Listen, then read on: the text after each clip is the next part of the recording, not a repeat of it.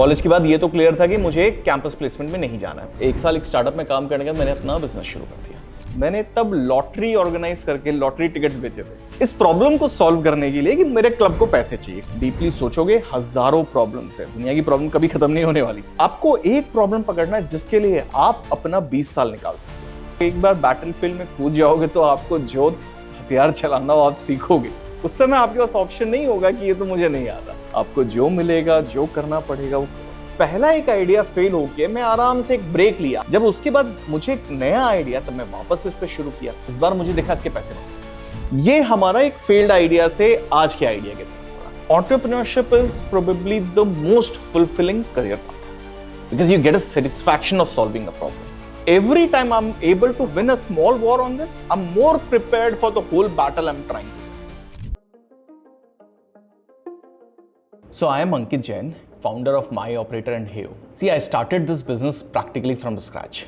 But today we are serving close to 40,000 businesses on Heo and My Operator. ये 40,000 की कहानी तो यार पिछले कुछ महीनों में पूरी हुई है, बट इसकी स्टार्ट ना बहुत पहले शुरू हो जाती है। मैं अक्सर जब कनेक्ट करता हूँ ना आज के डॉट्स को, तो मुझे लगता है ये एक्चुअली बहुत साल पहले हो चुका था। I was born brought up in a small village in West Bengal called कानकी। बहुत छोटा सा गांव है यार। मतलब बचपन में तो हमें याद है कि टिपिकल गांव कैसे होते हैं, मतलब वैसे इमेजिनेशन आप रख सकते हो उसके। मतलब वहीं पे स्कूलिंग, अर्ली स्कूलिंग सब वहाँ पर हुआ था। मतलब जो मेरा सबसे पहला स्कूल था वो स्कूल बैम्बू स्टिक के जो दीवारें बनी हुई स्कूल्स होती है, एक रूम के अंदर 3 क्लासेस चल रही है, वैसे वाले सिचुएशन से वो स्कूलिंग, अर्ली स्कूलिंग थी। अच्छी चीज़ थी यार, मेरे पेरेंट्स ना बहुत स्टार्टिंग से ही एजुकेशन को लेके कॉन्शियस थे। तो इस कारण से मेरी स्कूलिंग बहुत बार चेंज हुई, बहुत बार अपग्रेड समझ लो वो होते गए। जैसे जब मैं शायद 5 साल 6 साल का ही था तो मुझे एक बगल के टाउन स्कूल जाना शुरू करना पड़ा क्योंकि वहाँ थोड़ी बेटर स्कूल्स थे। अब वो हर दिन आप 1 घंटे बस में ट्रैवल करके, वो लोकल बसेस में ट्रैवल करके आप जाते हो। बट फिर वहाँ से भी बहुत जल्दी मुझे बाहर निकलना पड़ा। I was sent to Kolkata, अपने अंकल के पास रह के वहाँ पर कुछ मैंने 10th वहाँ से किया था। हर बार ये ट्रांजिशन जब होता था ना, स्कूल चेंज होता था, एक बड़ा कल्चरल शॉक मिलता था। हर बार कितना भी कर लो ना, आपके लिए कल्चरल शॉक था। कोलकाता वाला फेज तो इनिशियली मेरे लिए बहुत बड़ा शिफ्ट था, एक बड़ा कल्चरल शिफ्ट था यार। 1 साल तो कोप अप करने में निकल गया, 2-3 साल लगे वहाँ पर समझने में। फिर आगे वहाँ से बढ़े, उसके बाद में फिर कोटा चला गया इंजीनियरिंग की प्रिपरेशन। वहाँ एक कल्चरल शॉक मुझे मिला, 2-3 साल वहाँ कोशिश करी। उसके बाद में फिर IIT की तैयारी कर रहा था कोटा में, IIT नहीं हुआ, वो एक अपने आप में अलग जर्नी मेरी रही। फिर मैं इंजीनियरिंग के लिए BIT मैसरा पहुंचा, BIT मैसरा 4 साल। ये शायद एक बहुत इंपॉर्टेंट ईयर्स थे मेरे लिए, जहाँ पर मैंने शायद एंटरप्रेन्योरशिप को पहली बार समझा और रियली उस डायरेक्शन में सोचना शुरू किया, उस डायरेक्शन में फोकस करना शुरू किया। कॉलेज के बाद ये तो क्लियर था कि मुझे कैंपस प्लेसमेंट में नहीं जाना है। मैंने प्लेसमेंट लिया था बट मैं कभी मैंने ज्वाइन नहीं किया और मैंने स्टार्टअप ज्वाइन किया ताकि सीख सकूं। ये बात है 2009 की, जब मैं कॉलेज अपने ग्रेजुएट किया था। 2009 में यार स्टार्टअप बस शुरू ही हुआ था। 1 साल एक स्टार्टअप में काम करने के बाद मैंने अपना बिजनेस शुरू कर दिया। तो ये बहुत क्विक समरी में ये इनिशियल जर्नीज थी यार। है ना, 2-3 चीजें जो मुझे लगता है इंपॉर्टेंट होती है ना कॉन्फिडेंस के लिए। सबसे पहला ये होता है कि आपके लिए कंफर्ट जोन नहीं बना होता है यार। जब मैंने इतनी बार स्कूल बदला ना, तो एक बात मैं रियलाइज करता हूँ आज उसके लिए कि मेरे लिए कभी कंफर्ट जोन था ही नहीं कहीं पे। मुझे हर बार वो चेंज की आदत थी, कुछ भी एक नया इस तरह के चीजों में जाना मेरे लिए नॉर्मल था शायद। और इसीलिए ना मेरे लिए वो स्टार्ट करना पैसे की जर्नी नहीं थी, मेरे लिए स्टार्ट करना वो एक जुनून की जर्नी थी कि मुझे करना है। लेटर ऑन समझ में, एक्चुअली प्रैक्टिकली पूछो तो मुझे बहुत साल लगे सीखने में ये कि पैसे चाहिए होते एक बड़ा फनी सा कन्वर्सेशन था जब मैं बिजनेस स्टार्ट कर रहा था और मैं अपने फादर को जाकर मैंने कहा कि मुझे कंपनी शुरू करनी है। तो फादर ने बोला कि ओके, मतलब ठीक है चलो करो आगे। तो मैंने बोला मुझे पैसे चाहिए। तो उन्होंने बोला कितना? तो मैंने बोला 2। तो उन्होंने बोला 2 तो बहुत है, मतलब इतना तो नहीं हो पाएगा, कुछ कम में देख लो। तो मैं बोला ठीक है, अभी आप 1 लाख दे दो, बाद में उससे काम चला लेंगे। तो then my father started laughing कि तुम क्या सोच रहे हो, मतलब कितना तुम कह रहे थे? मैं बोला 2 लाख। तो उन्होंने कहा कि 2 लाख में 2 करोड़ सोच रहा, 2 लाख में कौन सा बिजनेस शुरू होता है? मतलब ये एक उस एस्पेक्ट होता है कि मैं शायद इतना नाइव था, मैं नहीं समझ पाता था कि बिजनेस के लिए कितना चाहिए। बट ये ना बहुत इंपॉर्टेंट भी होता है। मैं नहीं जानता था ना, तो घुस गया और रास्ता निकाला कैसे ना कैसे करके। और वही शायद एक जर्नी बनती है। आप क्यूरियस रहते हो, आपको पता है कि करना तो ऐसे ही है, फेल होने का तो सोच ही नहीं सकते यार। प्रॉब्लम ना तो आपके आसपास घूमती रहती है ना। देखो पहला ना ये बात मुझे समझ में बहुत पहले आ गई। ये कहानी ना एक बहुत मेरे बचपन की कहानी से जुड़ती है। मैं जब अपने गांव में ही हम लोग थे और एक प्रॉब्लम थी हमारे सामने में, जब हमें ना अपने एक स्पोर्टिंग क्लब के लिए पैसे चाहिए थे। मैं उस समय की बात बता रहा हूँ जब स्पोर्टिंग क्लब के महीने की फी हमारी 25 रुपए होती थी, और वो मेरा ही क्लब था तो पैसे चाहिए थे। अब पैसे कहाँ से आएंगे? मैं उस समय लिटरली शायद 8-9 साल का था। मैंने तब लॉटरी ऑर्गेनाइज करके लॉटरी टिकट्स बेचे थे इस प्रॉब्लम को सॉल्व करने के लिए कि मेरे क्लब को पैसे चाहिए। क्लब में भले ही 50 लोग हों, बट मुझे सबके लिए पैसे जमा करने हैं। एंटरप्रेन्योरशिप की शुरुआत शायद वहीं से हो जाती है। उसके बाद जब मैं कॉलेज में एंटरप्रेन्योरशिप मैंने सेल शुरू किया था, आई को founded with couple of friends, और उस समय मुझे ये बात तब भी रियलाइज हुई कि सबसे कोर है प्रॉब्लम समझना, अपने आसपास प्रॉब्लम्स देखना। फिर मैंने जब स्टार्टअप ज्वाइन किया, उसके बाद अपना स्टार्ट भी यहाँ किया। जो इनिशियल आइडिया था वो तो बहुत जल्दी फेल हो गया, बट मुझे ये बात जरूर समझ में आ गई कि आपको कॉन्स्टेंटली अपने आसपास प्रॉब्लम देखना है। और उसी समय एक प्रॉब्लम जो हम खुद फेस कर रहे थे, हमने उसी प्रॉब्लम पे ये पूरा बिजनेस बना दिया। ये रैंडमली मुझे किसी दिन बैठ के एक अच्छे कमरे में आइडिया नहीं आया था। ये कोर प्रॉब्लम थी जो हम फेस कर रहे थे, और जब मैं मार्केट में जाके कई कस्टमर से मैंने पूछा और उन्होंने भी कहा कि ये प्रॉब्लम उनकी भी है और उसका कोई सॉल्यूशन है, तब मुझे लगा कि यही प्रॉब्लम मुझे सॉल्व करनी है, क्योंकि मैं तो फील कर पा रहा हूं और मैं ऐसे दूसरे बिजनेसेस जानता हूं ये फील कर पा रहे हैं, और इसीलिए वो उसके पैसे देने तैयार हो जाएंगे। ये कोर फंडामेंटल। तो आपके यार आज भी आप अपने आसपास नजर उठा के देखोगे, डीपली सोचोगे, हजारों प्रॉब्लम्स है। दुनिया की प्रॉब्लम कभी खत्म नहीं होने वाली। आपको एक प्रॉब्लम पकड़ना है जिसके लिए आप अपना 20 साल निकाल सकते हो। आप कॉन्फिडेंट हो, अगर जिंदगी निकालनी पड़े उस प्रॉब्लम के पीछे आप निकाल दो। हर की चॉइस अलग हो सकती है, लेकिन आपको उस प्रॉब्लम से इतना प्यार होना चाहिए कि उसको सॉल्व करने के लिए आप कितने भी साल निकालो, वो तब आपका बिजनेस बनता है। एक जर्नी है, एक दिन में आप कुछ नहीं सीखोगे, आप करते जाओ, गलतियां करोगे, सीख जाओगे। बहुत सारे स्किल्स तो ना मुझे पता भी नहीं थे चाहिए होते हैं। ऑर्गेनाइजेशन कैसे बनती है, टीम कैसे मैनेज होता है, टीम का स्ट्रक्चर कैसे होता है, एक धंधा आगे कैसे बढ़ता है, ये चीजें तो, ये टर्म्स तो मैं जानता ही नहीं था जब मैंने शुरू किया था। ये इवेंचुअली जब मैं करने लगा, उस प्रॉब्लम को हर दिन देखने लगा, तो मुझे पता चला इसको सॉल्व कैसे करना है। आपको एट द एंड अपने प्रॉब्लम्स को लेकर क्यूरियस रहना है। आपको फर्स्ट प्रिंसिपल थिंकिंग जो कहते हैं कि आप उसे ब्रेक डाउन करके सॉल्व करते चलो। आप जब ऐसा करने लगोगे, उसके लिए जो स्किल्स चाहिए आप सीखते जाओगे। थोड़ा टाइम ज्यादा लग सकता है, बट आप करते जाओगे तो सीखते जाओगे। ऐसा नहीं होता है कि आपको बैठ के बहुत सारे स्किल्स सीखने और तब आप एक दिन बिजनेस शुरू कर सकते हो। कई चीजों का एक्सपोजर जरूरी होता है, लेकिन कहीं ना कहीं तो आपको एक दिन शुरुआत करनी पड़ेगी। मैं आज भी बहुत सारे ऐसे लोगों को जानता हूं, मेरे अपने खुद के दोस्त बहुत हैं जो चाहते हैं कि वो स्टार्ट करें, लेकिन वो शायद इस बात से आज भी वरीड है कि उनके पास शायद वो स्किल्स नहीं है। और मुझे लगता है वो मेरे में सिर्फ इसलिए आया कि मैंने शुरू कर दिया बिना सोचे, और जब किया तो उसके अपने स्किल्स गेन करने ही थे। आप एक बार धंधे में कूद जाओगे, एक बार बैटलफील्ड में कूद जाओगे, तो आपको जो हथियार चलाना हो आप सीखोगे। उस समय आपके पास ऑप्शन नहीं होगा कि ये तो मुझे नहीं आता। आपको जो मिलेगा, जो करना पड़ेगा वो करो। देखो, कोई एक परफेक्ट आंसर तो नहीं है, लेकिन आप करके सीखते जरूर हो, ये तो मैं गारंटीड कह देता हूं। देखो, एक्सपोजर अपने आप में बहुत इंपॉर्टेंस रखता है। मैं ये भी नहीं कहता कि आप कुछ नहीं जानते और आप बिजनेस में कूद जाओ और आप सीख ही जाओगे। आपको उतने ही घाव झेलने पड़ेंगे।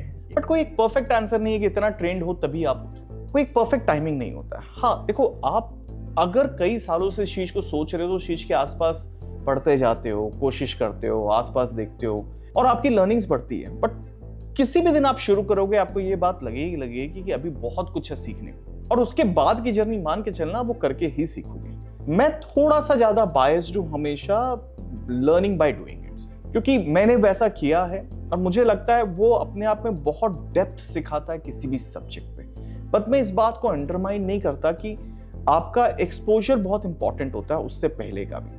अगर जितना आप उसके बाद सीखोगे ना, उसके लिए उतने आपको नुकसान उठाना पड़ेगा। कई बार मुझे भी लगता है कि ये एक्सपोजर्स, ये चीजें मैं शायद पहले सीखा होता, मैंने भी 1-2 साल और एक्सपोजर लिया तो मेरे लिए अच्छा होता। लेकिन इसका ये मतलब नहीं है कि मुझे 1-2 साल और कर ही लेना चाहिए था तभी मैं सक्सेसफुल होता। शायद मैंने बहुत जल्दी कर लिया और इसीलिए सक्सेसफुल हूं। देखो, क्वालिटीज क्या होता है ना, सबको धीरे धीरे अपनी कॉम्पिटेंसीज पता चलती है कि वो ऐसे क्या चीज कर रहे हैं जो दूसरों से अलग है। जरूरी नहीं है जो मेरे लिए काम करी वो आपके लिए काम करेगी। अब जस्ट टू आंसर मेरे लिए क्या चीज थी यार, मैं अब अगर घूमकर देखता हूं अपनी जर्नी और मैं सोचता हूं कि मैं यहां तक भी क्यों पहुंचा, तो उसका मुझे एक सबसे कोर रीजन नजर आता है कि मैंने हार नहीं मानना चाहता। ये मेरे अंदर की एक प्रॉब्लम समझ लो आप, जो हर चीज पे होती है। अगर मुझे कोई चीजों में जब एक टफ प्रॉब्लम मिलती है, इवन दो मैं उससे एक बार का टेम्पररी हार भी जाता हूं, मैं वापस अगले दिन उठ के बोलता हूं यार अब तो मैं करूंगा, और वो चैलेंज ना मुझे हर बार और मोटिवेट करता है। तो इस बिजनेस में भी ना बहुत बार ऐसे सिचुएशंस आए जहां पर हमें लगा कि हम शायद एक डेड एंड हिट कर रहे हैं। मुझे नहीं पता था उस समय रास्ता क्या है, और एक फेज होता था जहां मैं बहुत डिप्रेस फील करता था, एक फेज होता था जहां मुझे लगता था कुछ नहीं हो सकता, और शायद उस एक छोटे से ब्रेक के बाद में मैं वापस आके ये कहता था यार करके तो रहूंगा। इसीलिए देखो, मुझे ऐसा नहीं कि मैं ओवरनाइट यहां तक पहुंचा हूं, मुझे काफी साल हो गए हैं इस बिजनेस को रन करते हुए, लेकिन मैं आज भी ये मानता हूं कि चैलेंज जो भी आएंगे, मैं कुछ दिन का हो सकता है लड़खड़ाऊंगा, थोड़ा ब्रेक लूंगा, थोड़ा स्लो चलूंगा, बट फिर वापस आके बोलूंगा अब तो मैं करूंगा। और ये जिंदा मुझे और दूसरे एंटरप्रेन्योर्स में भी देखने मिला है। और मुझे लगता है ये जो इसका एक टर्म, बहुत पर्टिकुलर टर्म जो मैं आजकल यूज करता हूं, उसको कहते हैं हाई एजेंसी। ये जो हाई एजेंसी टर्म है ना, ये मुझे अब लगता है कि सबसे इंपॉर्टेंट स्किल है किसी भी एंटरप्रेन्योर में। ये नहीं कि मैं परफेक्ट हूं या मैं बहुत अच्छा हूं, मैंने अपने से अच्छे एंटरप्रेन्योर्स देखे हैं जो बहुत हाई एजेंसी, और वो शायद इसीलिए मेरे से ज्यादा सक्सेसफुल है। बट ये कोर मुझे समझ में आता है कि हर एंटरप्रेन्योर को दूसरों से डिफरेंट करता है। एट द एंड आप उस प्रॉब्लम को लेकर कैसे लड़ जाते हो और कैसे सॉल्व करने के लिए उसके पीछे लग जाते हो, ये डिफाइन करता है। यही सबसे कोर है। जब मैंने एक कंपनी शुरू की थी तो बहुत ही डिफरेंट आइडिया पे शुरू की थी, और वो आइडिया ना रूरल एंटरटेनमेंट के ऊपर था कि एक रूरल कंज्यूमर्स को अगर एंटरटेनमेंट सॉल्यूशन देना तो कैसा होगा। और ये मैं तब की बात कर रहा हूं जब यूट्यूब्स नहीं थे, तब एंटरटेनमेंट के बहुत लिमिटेड सोर्सेस थे रूरल में, और मुझे लगा था कि मैं एक नया चैनल क्रिएट कर पाऊंगा on mobile, on phone services. 2010 में ना इसका एक मार्केट दिख रहा था, और बहुत जल्दी मुझे समझ में आ गया कि मैं इसे पैसे नहीं बना पा रहा हूं। बट तब मैंने सोचा कि क्या करूं, क्या मैं कंपनी बंद कर दूं? ये आइडिया वर्क नहीं किया। मैं ये बात जानता था कि मुझे करना तो एंटरप्रेन्योरशिप है, ये वर्क नहीं किया। मैंने सोचा थोड़ा कुछ और चेंज करते हैं, कुछ समझ में नहीं था, मैंने सर्विसेज शुरू कर दी। सर्विसेज मतलब आईटी कंपनीज की तरह से अगर कोई मुझे कहता था कि ये प्रोजेक्ट बनाकर दे दो, ये वेबसाइट क्रिएट कर दो, इस तरह के एप्लीकेशन बना दो, मैं बनाकर देता था। थोड़े पैसे आने लग गए, 6-7 लोगों की टीम बन गई, एक अपार्टमेंट से रन कर रहे थे, खर्चे कम थे तो खर्चे निकल जा रहे थे। 2 साल लग गए उस सर्विसेज में ये बात रियलाइज करने में कि मैं सर्विसेज का बंदा ही नहीं हूं। उस समय मैंने अपने बारे में एक फंडामेंटल जाना कि मैं प्रोडक्ट का बंदा हूं, मुझे प्रोडक्ट सोचना पसंद आता है, ऐसी एक चीज जो मैं सेम चीज हजारों बिजनेस को देकर उनका प्रॉब्लम सॉल्व कर सकूं। बट तब तक कोई आइडिया नहीं था। जब उस जर्नी में चल रहा था तभी एक दिन एक प्रॉब्लम नजर आई। हमारे कस्टमर्स हमारे लिए कंप्लेन कर रहे थे कि आपकी टीम तो फोन ही नहीं उठाती, आपकी टीम फॉलो अप नहीं करती। हमने जानने की कोशिश की कि ये कैसे हम एनालाइज करें। हम मार्केट में गए, हमने लोगों से पूछा, बिजनेसेस से पूछा कि हम इसको सॉल्व कैसे करें। तो उन्होंने बताया इस तरह का एक सिस्टम है लेकिन बहुत महंगा है। अब वो एक प्रॉब्लम मुझे दिखी, मैंने बोला इसको तो हम क्लाउड पे सस्ते में बना सकते हैं। एक नया आइडिया आया। तो पहला एक आइडिया फेल होके मैं आराम से एक ब्रेक लिया। अब ये 2 साल समझ सकते हैं ब्रेक अपने आप को एक्सप्लोर करने के, जब मैं सर्विसेज कर रहा। जब उसके बाद मुझे एक नया आइडिया, तब मैं वापस इस पे शुरू किया, प्रोटोटाइप बनाया, मार्केट में गया, लोगों से समझा। इस बार मुझे देखा इसके पैसे बन सकते हैं, इसको बिजनेस बना सकते हैं, और तब मैं वहां से लेके चला। वहां से एक बूटस्ट्रैप जर्नी हम 6-7 साल की कंटिन्यूस चलते गए। जब एक प्रॉब्लम हमने समझ लिया कि इससे हम बिजनेसेस की एक प्रॉब्लम सॉल्व कर रहे हैं और इससे हम पैसे बना पा रहे हैं, हम उसी पैसे को रोटेट करते गए, हम री इन्वेस्ट करते गए, प्रोडक्ट को और अच्छा बनाते गए, प्रॉब्लम को और डेप्थ में सॉल्व करते गए, कस्टमर को सेंटर पे ले आए। हमारा कस्टमर कौन है? एक स्मॉल बिजनेस ओनर है, उसकी प्रॉब्लम हम कितने इजीली सॉल्व कर सकते हैं। कम्युनिकेशन हमारा कोर था और हम कम्युनिकेशन के अराउंड उसको सॉल्व करते गए, और वही हमारी एक लंबी जर्नी रही। ये हमारा एक फेल्ड आइडिया से आज के आइडिया की तरफ बढ़ा। लेकिन आज का आइडिया भी जो अब हम कर रहे हैं इससे थोड़ा अलग है। जब इतने सालों के बाद सडनली एआई आया, तब हमें यह लगा कि जो हम अभी तक कर रहे थे और अब जो होने वाला है वो बहुत अलग है। तो हमने एक अपने लाइफ का बोलते हैं वो दूसरा रीइन्वेंशन लिया। हमने सोचा कि अब तक जो कर रहे थे, अब उससे अलग हमें एआई फर्स्ट सोचना है, और वहीं से ये माय ऑपरेटर से हेयो बनने की कहानी आई।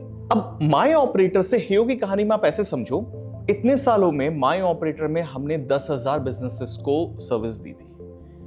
अब पिछले 1.5 साल में हम हेयो पे 40,000 बिजनेसेस को सर्विस दे रहे हैं। ये सडन ग्रोथ, ये एआई को देखकर हमारी जो स्ट्रैटेजी बनी, इससे आया। कई बार आज सुनने में हमें बहुत अच्छा लगता है कि हम 40,000 बिजनेस को सर्व कर रहे हैं, लेकिन ये 40,000 की जर्नी मेरी एक्चुअली 10 साल पहले शुरू हुई। मुझे ये 40,000 मेरे 1.5 साल में बने। कई बार इस तरह की जर्नीज में आप एक सडन ग्रोथ देखते हो जो अब हम देखने जा रहे हैं। जो अब हम फेस कर रहे हैं। और इसका आज तो कैटलिस्ट किसी भी बिजनेस के लिए एआई होगा। एआई इस पूरे इंडस्ट्री को बदलने वाला है। तो जो चीज हमें लगता है हम 10 साल में किए, अगले शायद 2 साल में हम अचीव कर लेंगे। इसी एंटरप्रेन्योरशिप का कीड़ा कॉलेज में लगा था। कॉलेज में जब हम लोग सब कैंपसेस की तैयारी करते हैं उस समय, तब मुझे सडनली लगा कि मुझे जॉब नहीं करना, मुझे कुछ चैलेंजिंग करना है। और एक इंजीनियरिंग कॉलेज में सबसे चैलेंजिंग अगर आप सोचते हो तो आपको एंटरप्रेन्योरशिप नजर आता है। 2007, 8, 9 ना entrepreneurship wasn't that buzzword in India, but got a sense of it. What is it all about? What it means to solve a problem. I think that was the idea which connected me the most. कि entrepreneurship means solving a problem. और then I probably from the childhood realized कि मैं तो यही करना चाहता हूँ। मैं हमेशा से ना एक कोर कस्टमर प्रॉब्लम समझ के उसको सॉल्व करना चाहता हूँ। बचपन से वही किया था। कई अलग अलग चीजों में हम शायद एंटरप्रेन्योरशिप नाम नहीं देते उसे, लेकिन किया वही था। और जब ये वर्ड इंट्रोड्यूस हुआ, जब ये कॉन्सेप्ट इंट्रोड्यूस हुआ, तो वहां समझ में, and then you know once you get align to a subject, आप उसके बारे में पढ़ने लगते हो, जानने लगते हो और इंटरेस्टेड होते हैं। That kept on happening. 2009 में जब मैं एंटरप्रेन्योर बना, तब तक तो 10 में इनफैक्ट, तब तक तो एंटरप्रेन्योरशिप ऑलरेडी एक बज़वर्ड बनना शुरू हो चुका था। पता है, अब जब मैं देखता हूं पिछले अपने 15 साल की जर्नी को, मैं ये जानता हूं कि यह ना एक लाइफस्टाइल चॉइस होती है। और शायद मोर देन एनीथिंग ना, मोर देन कि मुझे एंटरप्रेन्योर बनना है, मुझे ये लाइफस्टाइल जीना है, वो चॉइस थी मेरी। And this is what I say to lot of my friends और कजिन्स इवन टुडे। मैं ये नहीं कहता कि देखो एंटरप्रेन्योर बन जाओ, सेक्सी है, बहुत मजा आएगा, पैसे बनाओगे। मैं बोलता है दो डिफरेंट लाइफस्टाइल चॉइस है। इट्स नॉट कि जॉब बुरा है, इट्स नॉट कि एंटरप्रेन्योरशिप सब कुछ है या ये बहुत बुरा है, बहुत स्ट्रेसफुल है। दो अलग लाइफस्टाइल है। डेफिनेटली एंटरप्रेन्योरशिप में रिवॉर्ड ज्यादा है, रिस्क भी ज्यादा है, स्ट्रेस ज्यादा है, फुलफिलिंग भी ज्यादा है। Whereas when you're doing a job and there are good jobs, people work like founders in jobs, यार, है ना? But वो लाइफस्टाइल एक डिफरेंट लाइफस्टाइल होती है। And a lot of people, even in my family, when I see, they actually have chosen this path of jobs or a good career by saying that I don't want to choose that lifestyle where we have to be stressed all the day. Entrepreneurship as a path is very good for people who need that kick always, and who can be fulfilled even with all the stress they are handling every day, because at the end that's they want to solve. At the end the problem is what really motivate them. Now एक बड़ी problem को लेके तो आप आगे बढ़ते हो यार, but trust me, entrepreneurship means solving problems every day. मतलब chill is like यार आपको करना यही है। At the end, this is what you love, what you want. This is what inspires you every day. You might get hurt someday, you might get like depressed someday, but even then, after you wake up and then you ask yourself, what do you want to do? And this is the answer. यही करना है अभी भी, because this is what I love, and that's happened to me like for last 15 years every day. Worth it or not worth it, it very much depends upon you as a person. What you are is going to define this choice for you is right or not. For me, if you ask, even today, is it worth it? But whatever I could have, and I often say this, I could have other careers which is more financially rewarding maybe.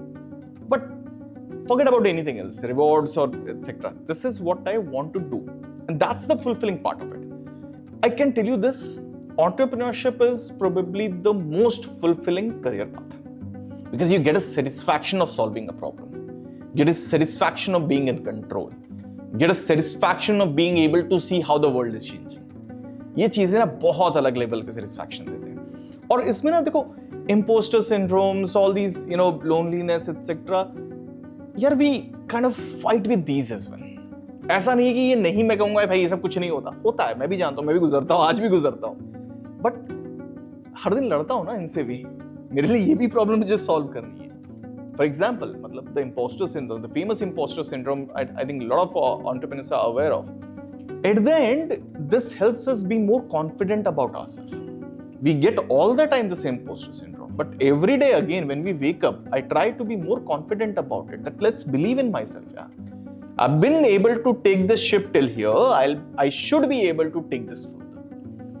And then every time I'm able to fight a small war on this or win a small war on this, I'm more prepared for the whole battle I'm trying to win.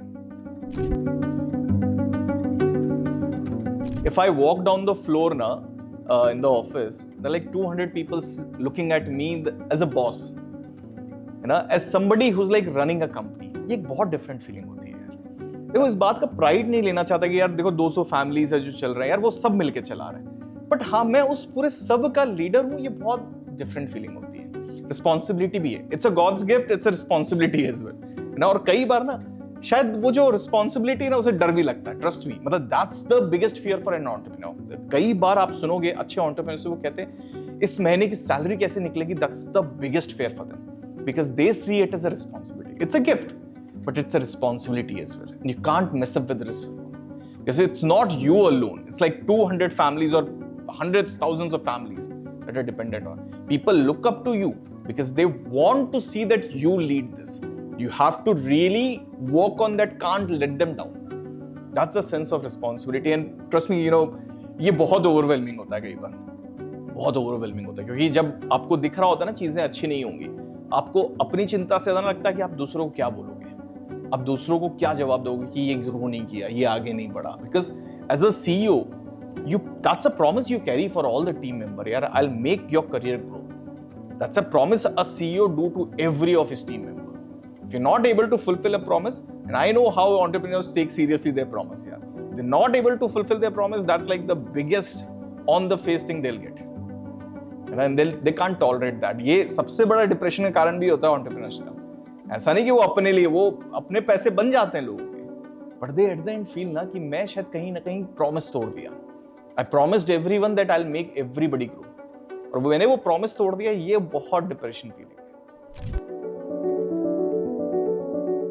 C around 2022 के आसपास में just Covid second wave वो सब खत्म हो रहे थे, और वो एक फेज था जहाँ ना हमें मार्केट में कई सारे चेंजेस होते नजर आ रहे थे, और मुझे एक बार ये लगने लगा था कि जो हम अब तक करते आ रहे हैं ये फ्यूचर में रिलेवेंट नहीं होगा। ट्रस्ट मी, वो हमारा शायद सबसे प्रॉफिटेबल टाइम था बिजनेस का, बट मैं एज अ लीडर जानता था इस बात को कि ये आगे सही डायरेक्शन पे नहीं जा रहा है, और जिससे मैं हम शायद सबसे अच्छे फेज में भी थे, मैं वरिड था हर दिन कि इसे कैसे लेके जाना है। एक पॉइंट ऐसा था, और शायद वो बहुत डिप्रेसिंग पॉइंट था, मैं ये नहीं समझ पा रहा था कि अब कहाँ आगे जाए, तो ये डिसाइड किया कि यार अगर सेल कर सकते हैं, आगे बढ़ सकते हैं तो बढ़ते हैं। कोइंसिडेंटली उस समय एक हमारे पास ऑफर आया था, एक्विजिशन ऑफर था, और यार कितना भी करो एक बिजनेस ओनर के लिए ना, ये सब कुछ होता है, ये एक बेबी होता है, ये आपके लिए लाइफ होती है, आप इतने साल दियो, फिर भी आपको लगता है कि अगर आगे नहीं बढ़ रहा तो कुछ तो डायरेक्शन मिले, कहीं तो जाए। तो हमने सोचा कि ठीक है यार, एक्विजिशन के ऑफर में आगे चलते हैं, देखते हैं। और जो प्रोसेस होता है ड्यू डिलिजेंस का, एग्रीमेंट का, वो बहुत एक लंबा 3-4 महीने के प्रोसेस हो चुका था। हम ऑलमोस्ट उस डायरेक्शन पे थे कि कंपनी से सेल ऑफ कर देते, एग्जिट ले लेते हैं। लेकिन तभी ना कुछ ऐसी चीजें हुई, मतलब आप समझ लो कि मेरे सामने एक बड़ा ऑफर है, हम ऑलमोस्ट क्लोजर पे हैं, बट कुछ ऐसा हो रहा है कि हमें लग रहा नहीं, ये नहीं करना चाहिए। कई कारण थे उसके, हमें शायद जो होते दिख रहा था वो भी सही नहीं लग रहा था, और हम जो कर सकते हैं उसकी नई एक उम्मीद जग रही थी। और नई उम्मीद का एक बहुत बड़ा कारण था एआई।